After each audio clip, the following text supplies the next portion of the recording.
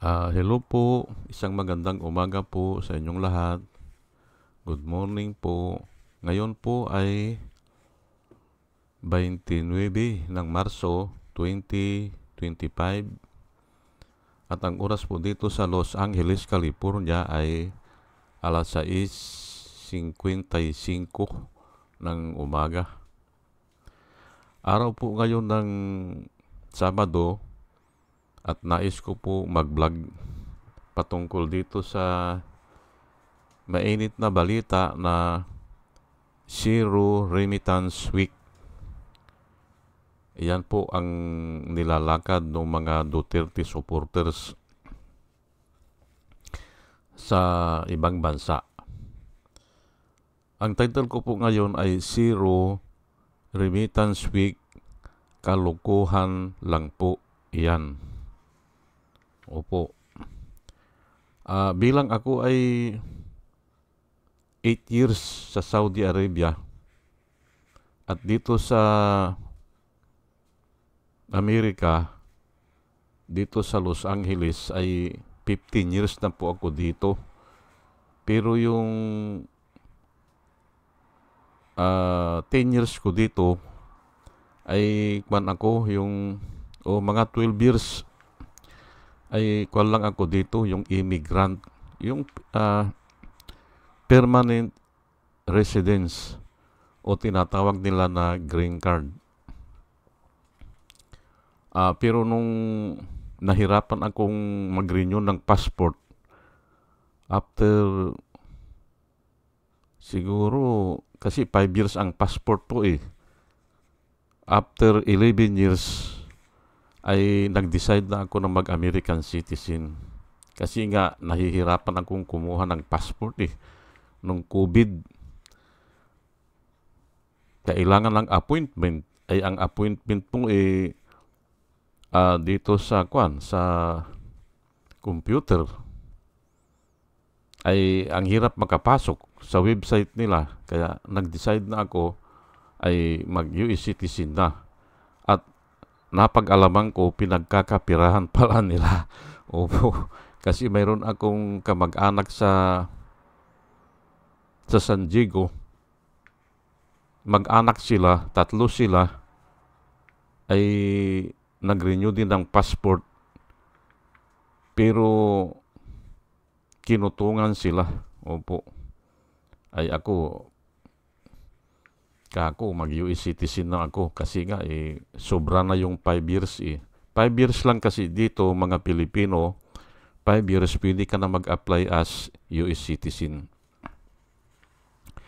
Ngayon ay yun nga, kaya ko sinasabi na kalokohan lang yan ay eksperyensado po ako eh. Diyan sa yung pagpapadala ng pera. Hanggang ngayon ay nagpapadala naman ako ng pera sa Pilipinas eh, pero hindi obligado. Pero nung ako ay nasa Saudi ay obligado yun. Opo. Pero ngayon ay hindi na ako obligado na paminsan-minsan magpadala lang ng pera sa Pilipinas. Kung may birthday ganyan, may ikakasal, may patay, may pista, ganyan, o kahit na yung mahal na araw o Pasko, o basta mayroong okasyon o may nadisgrasya, ganyan, paminsan-minsan nagpapadala, pero hindi obligado. Ngayon, kaya ako sinasabi na kalokohan lang yan, ay kasi pumunta sila dyan parang magtrabaho eh. Opo, at yung sahod nila ay inaasahan na po yan ng pamilya nila. Opo, inaasahan na yan. Ngayon, kung hindi nila i-remit yan ng 1 o 2 buwan, pero ang sabi nila ay 1 week lang daw, ay wala namang kwenta yan. Kaya nga, kalukuhan lang yan eh. Yan lang 1 buwan kasi na hindi ka magpadala, ay parang nag-aalala na yung mga pinapadalahan mo sa Pilipinas. Kung obligado ka, kung usually ganun ang pinapadala mo at medyo naantala. ay lalo na yung may mga binabayaran na mga babayarin dyan sa Pilipinas, katulad ng kung nangutang sila, ay kung hindi sila magbayad, ay lalong tumataas yung interest. O ibabaong ka talaga kasi yung interest adi bayaran mo na, kaya nga kako kalukuhan lang po yan O ngayon ay sige, ay hayaan na natin na ganun yan. Pero ako alam ko, walang kwenta yan. Walang kwenta. Una ay kakaunti lang naman yan yung mga ganyan. Siguro noon din, sinubukan din yan pero yung grievances o yung complaint ng mga tao ay kwan po yun. Legal yun. O kaya sabihin natin na righteousness yun. O proper yun. Kasi nga ayaw na nila ng corruption, ay huwag na sila magpadala ng pera. Pero hindi rin natutuloy kasi nga ay maraming nagsubok niyan pero hindi natutuloy o hindi nagtatagal kasi nga umaangal yung mga pamilya kailangan magpadala ka na ng pera. Iyan po ang experience ko o yan ang nababalitaan ko noon. Hindi talaga pwedeng matuloy. Kahit na naandito na ako sa Amerika, ay yun, yung parang ayaw namin yung nangyayari kay Dilima, na kinukulong si Dilima, ay mayroon din ganyan na movement na kwan po yun, righteousness po yun. Pero ang hirap din po kasi nga may mga pamilya na umaasa na ganun po yan. Ngayon, kung siguro yung i-boycott yung produkto, baka pwede pa. I-boycott yung produkto ng mga kroni. At yan ay napatunayan na natin noong 1986. Tandang-tanda ko po yan nung binoykot yung San Miguel Beer. Opo. Ay hindi na kami umiinom ng San Miguel Beer noon. Nung nasa MWSS ako ay parati kasi yan na mga kontraktor, niyayaya kami ng mag-inuman kahit saan, ay hindi na muna kami umiinom ng yung San Miguel Beer kasi nga binoykot yang si Danding Kuhangko. At naging effective po yun. Naging effective. Pwede yung ganun. At ito nga dito sa Amerika o sa ibang bansa, binuboykot yung Tesla, hindi ba? Yung Tesla, yung kotse ni Elon Musk, hindi ba? Effective po. Nalulugi na ata ngayon si yung Tesla wala nang bumibili Pwede yung ganun. Pero yung hindi ka magpadala ay iba po yan Ngayon ay bago ako magpatuloy ay nais ko munang batiin po yung mga sumusubaybay sa atin at nais ko po silang pasalamatan. Ito po sila bago ko ibigay yung mga Bible verse na talagang hindi nyo makakalimutan po yung kasi ako ganun kung may topic agad nasa isipan ko na yung mga Bible verse. Opo. Ano ba ang Bible verse na kaugnay dito sa yan nga yung zero remittance? Ibibigay ko po mamaya at pagkatapos kong basahin ito mga pangalan ng sumusubaybay sa atin at salamat po sa inyong lahat. Ito po sila si Rosana Narumi ng Japan, Al Ulalya ng Bacoor, Pampanga, Libra Girl, Alex Sarmiento, Dolor Garcia ng Milano, Italy, Nana Antibi ng Bahrain, Will Utaib ng Laguna, Nilson Balyaran, Julia Magbanua ng Singapore, Andre Deliver, Arnold Pirnang ng Cebu, Larry Narvaez, Jos Chalan, Elenita Sklapler ng Germany, Ben Puno, Leti Peralta ng Mamburao Occidental Mindoro, Maribel Baligat Culio, Querticu, Juna M. Rinaldo Aventino, Mel Herrera ng Ibaston, Illinois, Ernesto Aburque, Pleasure Eduarte, Yasmin San Juan, Roman De Paz, Mary Grace Santos, Pacmando, John Cabrera, Luwin Sigaco, Ike Maglasang, Linda Trasmonte, Linda Walton, Sasha Andigwid, Leni Bungat, Agripino C. Eduardo Gonzales ng Singapore, Bubble Di Juana Duco, Ernesto Honrado, Josephine Lucas, Bert Abogado, Demetrio Pascual, Soledad de Maculangan, Brinda Martin, C.J. Torrio, Melchor Tolentino, Brother Pacamara, Manuel Lim, Danilo Magno, Lawrence Alendayo, Edelberto Infante, Bus Reyes, Paul Vincent Lim, Sonny Gaya, Rupino Baldos, Betty Velasco, William Elay, John DeCinco, Victorino Ripran, Norman Nabatar, Bonifacio Avila, Danilo Magno, Carl Arman, Salvi Ibanez, Dobos Ticton, Tibtib Mercado, Bernadette Francisco, User P.O., Cyril Andres, Hermihenil Dogardi, Rubin Delpin, Mama Gina, Lanzo Mintak, Leonardo Asibis, Jose Tosi. Salamat po sa inyong lahat. At ito naman po ang mga vloggers na nire-recommenda ko po sa inyo na ating panoorin at suportahan. Ito po sila, si Michael Apasible Bulletin, Attorney Enzo Recto, Bunyog Pagkakaisa, Vlogcaster Armandin, Engineer Toto Kausing, Aling Marie, Mr. Sa Totoo Lang To, Christian Isgira, PMT JR Vloggers, The Action Man, Roy Japan Tours, Divina Apostol, CJ Pechay, Kapihan ni Art at Ago, Dimjus Journey, Kakamping, Ang Batas with Attorney Claire Castro, Kawaldi Carbonel, Attorney Shilo Magno at saka si Kristan. Ugaliin po natin na makinig sa kanila at marami po tayong matututunan sa kanila.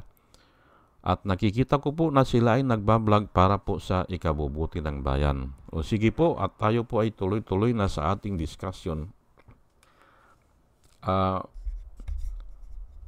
Yun nga ngayong umaga, mayroong mga vloggers na nagtatalakay na na 17 sa Qatar na hinuli dahil nagdi-demonstration yang patungkol dyan sa politika. Supporters sila ni Duterte, hinuli 17, ikinulong ata at pinapabayad pa ng multa. Ayan po, hindi ba? Pero ibang topic po yan. Baka bukas ko talakayin yan. Dito lang muna tayo sa zero remittance. 1 Timothy 5:8. Anyone who does not provide for their relatives, and especially for their own household, has denied the faith and is worse than an unbeliever. Ayan po. Yun daw hindi nagpro-provide sa kanyang mga relatives at saka yung especially doon sa household niya, doon sa immediate family niya, anak, asawa, ganyan, ay has denied the faith. Walang faith. Wala. And is worse than an unbeliever. Mas masahol pa sa hindi naniniwala kay Kristo. Opo. Yan po nakasulat He denied the faith. Wala na siyang faith. Bali wala sa kanya ang faith. At saka, he is worse than an unbeliever. Mas mabuti pa sa kanya yung walang pananampalataya. Ayan po. If you do not provide for your relatives and especially for your immediate family. Ayan po nakasulat, hindi ba? O, ay labanan nyo yan. Ako kasi po dito, pag tumatalakay ako, inuugnay ko po sa salita ng Panginoon. Yung sinabi ko kanina, yun na yung mga rason ng mga ibang vlogger. Pero ay nabanggit na nila yun. Hindi ko na i-magnify dito. Hindi na. Nabanggit na nila eh. At alam na natin, parating ganyan ang explanation eh. Pero ito, kumukuha ako ngayon ng Bible verse para mas maintindihan natin. If you cannot provide for your immediate family, or for your relatives, especially for your immediate family, you have denied the faith and you are worse than an unbeliever. Okay, Romans 14:7. Ay kasi nga, hindi nga sila magre-remit. Ang sabi nila, hindi ba? Romans 14 verse 7. For none of us live for ourselves alone, and none of us dies for ourselves alone. Ngayon ay totoo ba yan? Ay aywan ko, pero marami na akong pinagsabihan nito o marami na akong nakadiskusyon nito. Totoo daw yan eh. Tayo ay hindi nabubuhay sa sarili lamang. Tayo ay hindi namamatay sa sarili lamang. Yan po nakasulat. Totoo ba yan? Ay nasa kanta po yan eh. Kinakanta po yan sa loob ng simbahan. Walang tao na nabubuhay sa sarili lamang. At wala ding tao na namamatay sa sarili lamang. Kuwan nyo na lang po yan. I-meditate nyo. Bakit kayo naandyan sa malayong lugar ay nagsisikap, naghahanap buhay? Bakit? Yan na nga For none of us lives for ourselves alone, and none of us dies for ourselves alone. Ay hindi ko po kayo pipilitin na maniwala dyan. Pero nakasulat po yan eh. At hindi po pwedeng magkamali ang Biblia. Kasi author po yan ang Diyos na siyang gumawa sa atin. Alam niya yan. Ngayon ay sasabihin nyo, huwag kayong magpadala sa kwan. Ay lalabanan nyo ito. Hindi ba? Romans chapter 5 verse 7 hanggang 8. Ito po ang nakasulat.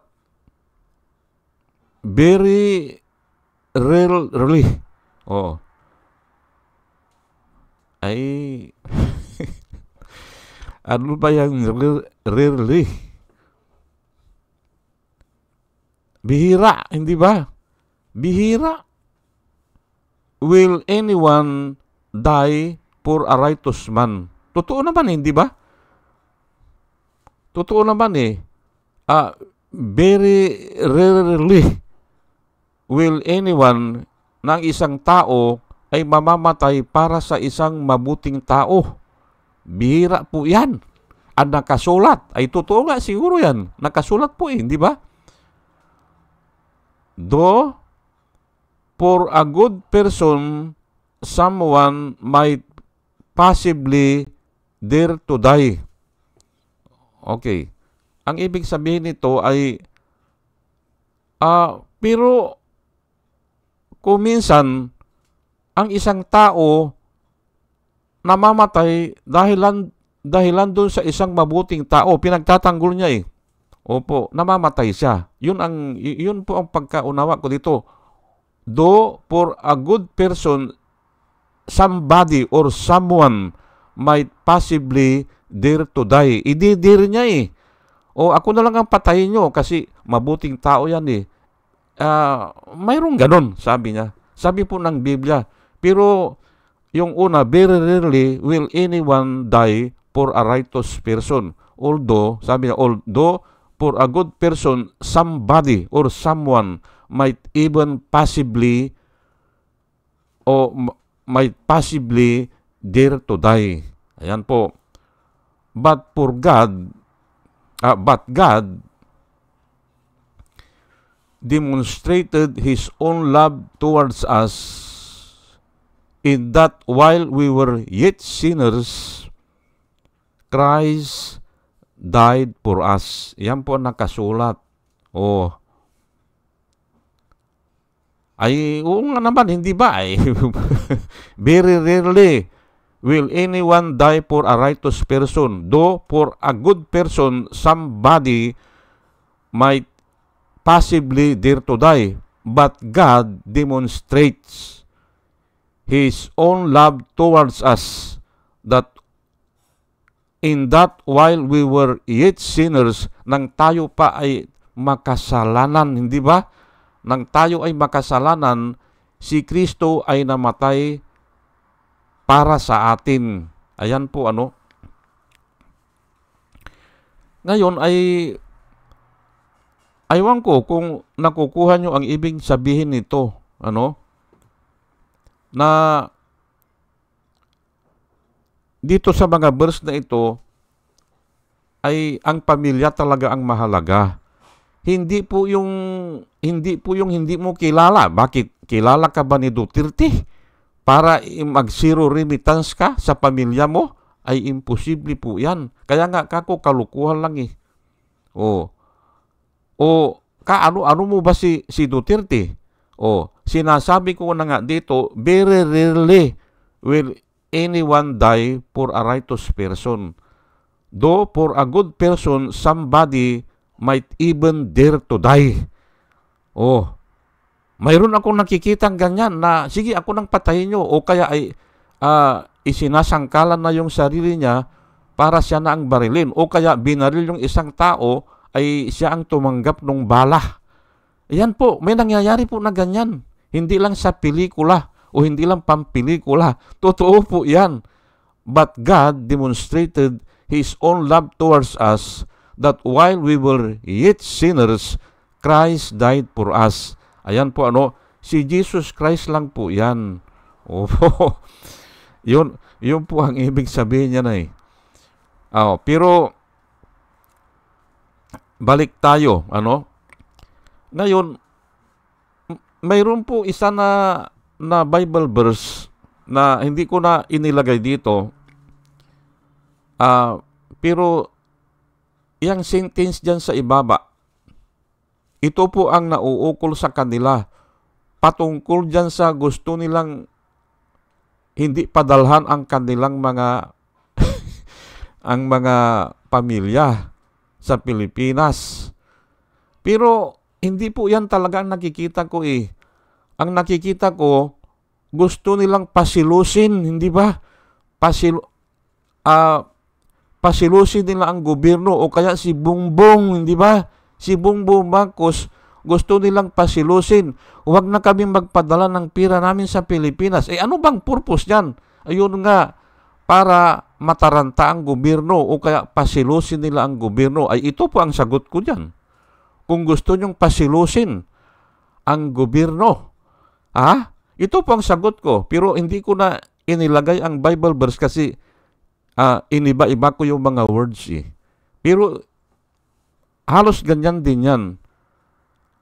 Basahin ko lang po Are you trying to provoke the government into jealousy? Ayan po. Hindi ba? Ano bang ginagawa nyo? Pinoprovoke nyo ba ang gobyerno para magsilos sa inyo? O magkaroon ng agony? O yung nga, magsilos? Hindi ba? Are you stronger than the government? Mas malakas pa ba kayo sa gobyerno? Ayan po ang tanong ko eh. Kasi nga po, sa aking pag-aaral, hindi mo pwedeng pasilusin ang tao na mas malakas sa'yo. Opo. Hindi po. Ay sino ka? ito para mas maintindihan nyo po, sa ralangan po ng pag-ibig. Ay yung isang, halimbawa lang isang lalaki na akala mo may gusto sa'yo. Isang lalaki o isang binata, hindi ba, na may gusto sa'yo, ay ang ginagawa mo ngayon, pinapasilos mo siya, ay wala namang gusto sa'yo. Ay sinong masisira dyan, hindi ba? Kasi nga, mas mataas sa sa'yo o hindi kayo magkalibel, pero gusto mong pasilusin. Ay, paano yan? Ikaw ang masisira, hindi ba? Gagawa ka nung kung ano-ano, ay ikaw po ang masisira dyan. Ulitin ko lang po, galing po ito sa Biblia, pero pinalitan ko lang yung mga words. Are you trying to provoke the government into jealousy? Kasi nga, ayaw mong magpadala Gusto mong pabagsakin ang gobyerno Hindi ba? Pero, parang jealousy yan. Opo, gusto papansin. Gusto ikaw mapansin. Ay, pero papansinin ka ba? Hindi ba? Ay wala ngang pag-ibig sa'yo, hindi ba? Ayan po, Are you trying to provoke the government into jealousy? Are you stronger than the government? Ayan po, hindi mo po kayang pasilusin ang tao na mas mataas sa'yo. Tandaan nyo po yan. Opo, hindi po pwede. Yan kasi ang ginagawa ng iba gustong pasilusin, hindi ba? Ayan po. Sige po at hanggang dito na lang po at sana may natutunan po tayo sa ating pakikinig at bago po ako mag-umpisa ay dinadalahin ko po sa Panginoon na sana sa ating pakikinig ay makakuha tayo ng wisdom sa Kanya. At muli mga kababayan, mga minamahal, isang magandang umaga po sa inyong lahat at salamat po sa inyong pakikinig. Salamat po ng marami. Salamat po.